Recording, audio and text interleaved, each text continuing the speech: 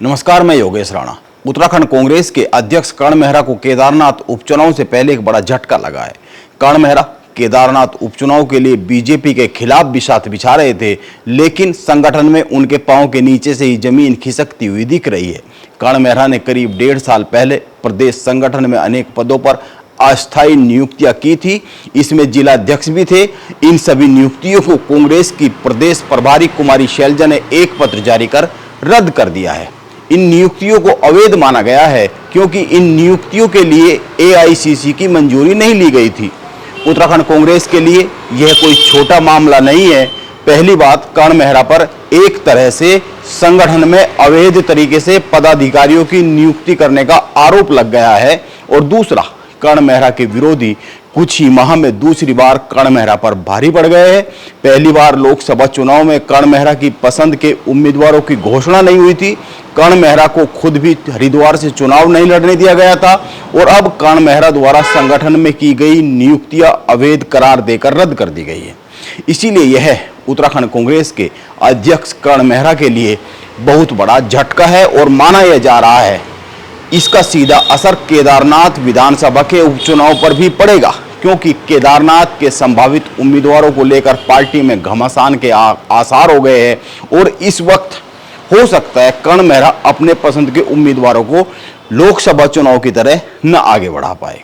आइए उत्तराखंड कांग्रेस में एक बड़े संभावित भूकंप को लेकर लिखी जा रही इसी पटकथा पर बात करते हैं। कर्ण मेहरा उत्तराखंड कांग्रेस के अध्यक्ष अप्रैल 2022 में बने। इससे पहले प्रीतम सिंह 2017 से 21 तक कांग्रेस के प्रदेश अध्यक्ष रहे। इसके बाद 2021 से 22 तक गणेश गोदियाल के पास उत्तराखंड कांग्रेस की कमान रही। जब अप्रैल 2022 में उत्तराखंड कांग्रेस की कमान कर्ण मेहरा को मिली थी, उत्तराखंड के विधानसभा में पार्टी की बहुत ही करारी हार के बाद, तो कर्ण मेहरा ने कांग्रेस की नई कार्यकारिणी में सचिव, उपाध्यक्ष, संगठन सचिव, महामंत्री, कोषाध्यक्ष सहित अनेक पदों के नाम एआईसीसी को भेजे। लेकिन प्रस्तावित नई कार्यकारिणी जो ये भेजी गई थी, इस पर आज तक मुहर नहीं लगी। आज तक इस कार्यकारिणी को एआईसीसी से हरी झंडी नहीं मिली। लोकसभा का चुनाव हो गया और उत्तराखंड में 2 उपचुनाव भी हो गए। उत्तराखंड में कांग्रेस का कार्यकर्ता इस बात से बहुत नाराज है, आखिर प्रदेश में पार्टी को अपनी टीम क्यों नहीं मिल पा रही है। बगैर टीम के कैसे चुनावी लड़ाई लड़ी जा सकती है और बीजेपी को कैसे हराया जा सकता है। लोकसभा चुनाव के काफी पहले कर्ण मेहरा ने जिला अध्यक्ष और ब्लॉक लेवल पर और कुछ अन्य पदों पर कुछ नियुक्तियां की अस्थायी तौर पर, ताकि उत्तराखंड में पार्टी चुनाव में अपनी भूमिका को अच्छे से निभा सके और पार्टी में उनकी पकड़ भी बन सके। वैसे भी जिसको कमान सौंपी जाती है किसी भी दल की, उसकी पकड़ संगठन पर होनी ही चाहिए। उत्तराखंड कांग्रेस में घमासान मच गया इन नियुक्तियों के होते ही। आपको याद होगा, अगर आपको याद नहीं है तो आप 2 उदाहरण के द्वारा याद कर सकते हैं कांग्रेस में किस लेवल पर घमासान मच गया था, इसको समझ सकते हैं। लोकसभा चुनाव से पहले कर्ण मेहरा ने एक बयान दिया, आप याद कीजिए। कर्ण मेहरा ने कहा, प्रदेश संगठन की इच्छा है लोकसभा का जो चुनाव है पार्टी के वरिष्ठ नेता लड़े। उन्होंने यशपाल आर्य, हरीश रावत और प्रीतम सिंह का नाम और सीटों का नाम भी लिया। इनमें टिहरी लोकसभा सीट से प्रीतम सिंह का नाम आगे रखा गया। प्रीतम सिंह ने बहुत ही साफ साफ मना कर दिया चुनाव लड़ने से, और प्रीतम सिंह ने केवल मना ही नहीं किया, यह भी कहा प्रदेश संगठन जिन लोगों को आगे बढ़ा रहा है उन्हीं से चुनाव लड़ाना चाहिए। प्रीतम सिंह के इस बयान पर कर्ण मेहरा का बयान भी आया। आप पहले दोनों नेताओं के बयान सुन लीजिए और समझिए कि उस समय पर यह जो लड़ाई थी कितने आगे बढ़ गई थी, और इसका परिणाम अब कर्ण मेहरा को झटके के साथ आया है। आप दोनों नेताओं के बयान सुनिए, इसके बाद बात को आगे बढ़ाते हैं। मैं तो चुनाव लड़ ही नहीं रहा हूँ, तो मेरे से बातचीत का इस परिप्रेक्ष्य में कि मैं टिहरी से उम्मीदवार हूँ, प्रश्न ही नहीं उठता है। अगर पार्टी टिकट देती है आप? नहीं, मैं पार्टी से भी कहूँगा कि मैं लड़ने की स्थिति में नहीं हूँ। और हमारे प्रदेश संगठन ने बड़ा आमूलचूल परिवर्तन किया है। शायद संभवतः उनकी नज़रों में कोई मजबूत प्रत्याशी होंगे, उसके अनुसार जो है, कहते हैं ना, जंग लड़ने से पहले बिसात बिछाई जाती है, तो चुनाव से पहले बिसात बिछाई जाती है। तो प्रदेश संगठन ने बिसात बिछा दी है। अब कौन प्रत्याशी होगा वो चुनाव लड़ेगा। तो क्या सर वो जो बिसात बिछाई है वो किसी को ध्यान में रख के स्वाभाविक बात है। अगर भाई क्योंकि मैं तो पार्लियामेंट लड़ा था, तो पार्लियामेंट लड़ने के बाद कोई विचार विमर्श हमसे होता तो शायद हम भी कोई राय देते, लेकिन कोई विचार विमर्श नहीं किया तो इसका मतलब है कि उन्होंने जिसको भी उनके जहन में जो होगा उसको लेकर के ये काम किया। प्रीतम सिंह जैसे अगर चुनाव नहीं लड़ेंगे तो फिर कांग्रेस को लोकसभा चुनाव में प्रत्याशी ढूंढने पड़ेंगे बड़ी मशक्कत से। मेरी कोई हैसियत नहीं है, मेरा वजूद कांग्रेस से है, कांग्रेस का वजूद प्रीतम सिंह से नहीं है। बहुत सारे साथी हैं जो चुनाव लड़ सकते हैं, तो ऐसा नहीं, मैं तो अदना सा एक छोटा सा कांग्रेस का कार्यकर्ता। मेरा ऐसा कोई इरादा नहीं है और वो हमारे सीनियर हैं। टीम बनाना बसाना अध्यक्ष का काम है। मैं जो लोग संगठन को मजबूत क्षेत्रों में करेंगे उन लोगों को लेकर बढ़ना ही मेरा कर्तव्य है, और जिन लोगों को बनाया गया है वो अपने काम में दिख भी रहे, उन्होंने काम करके भी दिखाया है, ऐसा कहीं कुछ नहीं है। और प्रीतम सिंह जी का जो बयान है वो ना मैंने देखा है ना मैंने सुना है, तो उस पर टिप्पणी करना मेरा कोई भी उचित नहीं हो। प्रीतम सिंह के बयान से जाहिर है कर्ण मेहरा द्वारा की गई नियुक्तियों से वो खुश नहीं थे, बहुत ही नाराज थे। अब आपको याद होगा टिहरी से प्रीतम सिंह ने चुनाव नहीं लड़ा।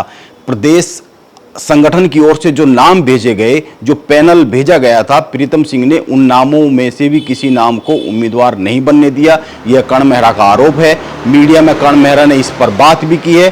कर्ण मेहरा ने कहा था जो नाम पैनल में भेजे गए थे उनमें से किसी को भी टिकट नहीं मिला। टिहरी से टिकट मिला प्रीतम सिंह के करीबी जोत सिंह गुनसोला को, जो कि बुरी तरीके से हार गए।